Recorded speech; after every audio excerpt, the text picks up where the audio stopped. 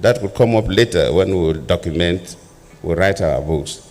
But I believe we took different options, set different committees. We tried our best within that 5 years that I was there. I believe late Buhari too must have tried his best, because one of the committees we set up then, the Boko Haram nominated Buhari to lead their team to negotiate with government. So I was feeling that, if they nominated Buhari to represent them and have a discussions with the government committee, then when Buhari took over, it could have been an easy way to negotiate with them, and they would have handed over their guns, but it was still there till today. I believe the government, luckily the defense minister is here. The service chiefs all are represented here. I think we will need a slightly different approach, and God willing, we will be able to resolve this crisis. I thank you all.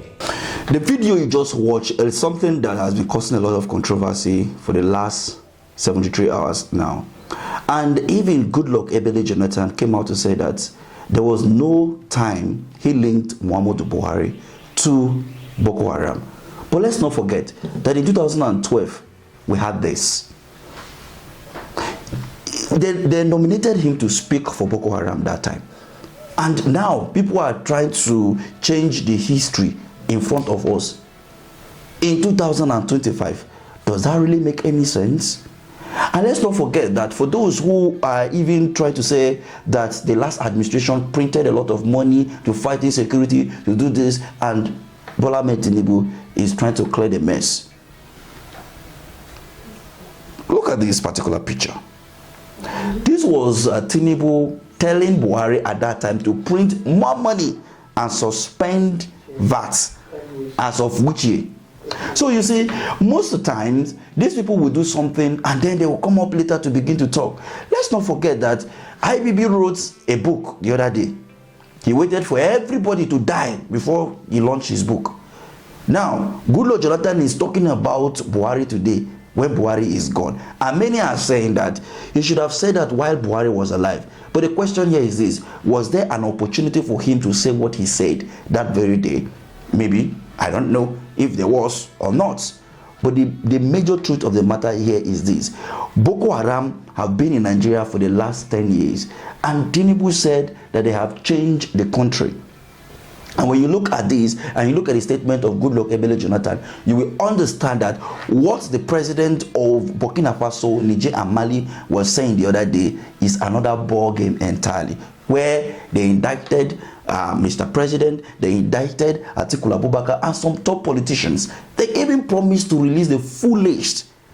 Have we forgotten when the Saudi Arabia, they released a list talking about those sponsoring Boko Haram in Nigeria? What happened to those lists? Did the government do anything about those lists as of that time? No. We all understand this, that insecurity in Nigeria is being sponsored. Yes, if it is not being sponsored, tell me, why is it difficult for the Nigerian government to end insecurity in Nigeria? We have seen a lot of comments here and there. But the truth of the matter is this: my brother is the governor and your uncle is the president of the Federal Republic of Nigeria. So therefore, anything that they are doing is right. Nwanu, 2027 is coming. As we all know, today, you can no longer close your eyes, your two eyes, and sleep in peace in your house. So let's continue to behave as if everything is all right in Nigeria. 2027, we vote for Tinubu once again, and then journey continue the way it is. And what will happen?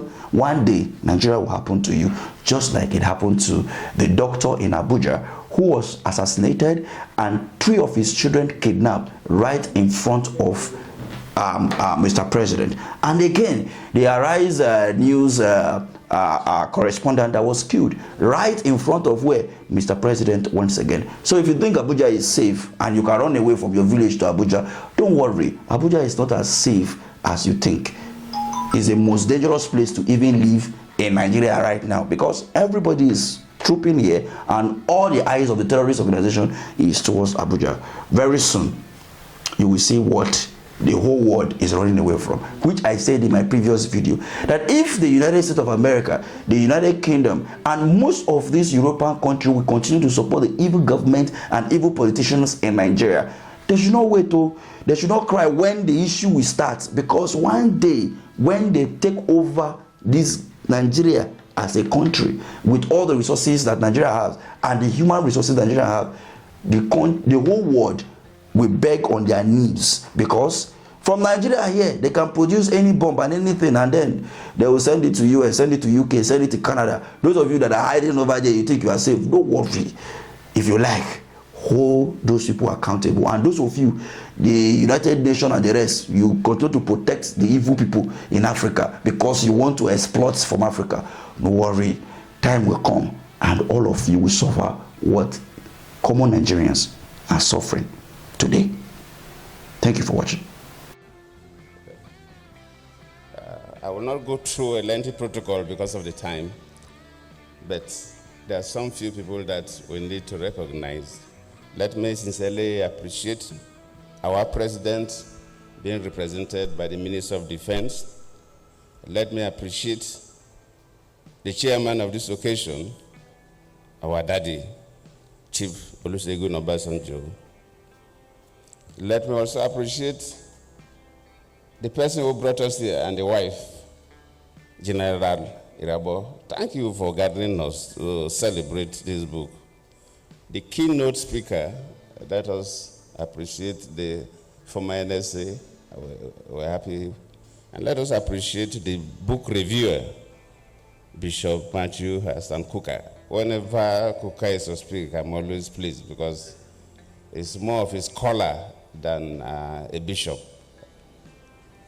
I have to thank all of you who are here, serving ministers, former ministers, serving governors, deputy governors, and former governors, serving members of the National Assembly and former members of the National Assembly. But let me really appreciate our traditional institutions led by the Sultan of Sokoto and other traditional leaders are here with us. Distinguished ladies and gentlemen, I will not take much of your time because we've listened to eloquent speakers, we've listened to the chairman, we've listened to the book reviewer, we've listened to the former NSA.